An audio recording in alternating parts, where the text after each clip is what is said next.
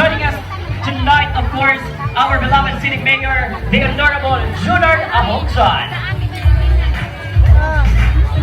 He would also like to acknowledge the former City Councilor, Madam Queenie Pagingin Aman.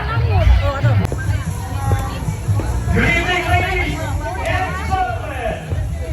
Our gabi! Umanganon! Wow!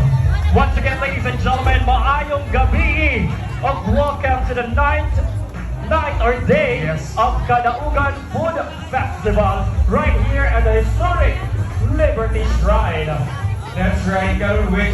And yet we are here for the Kadaugan Sumagang Food Fashion and Festivities Feast of Victories featuring the hotel and restaurant specials here in the city of Lapu-Lapu.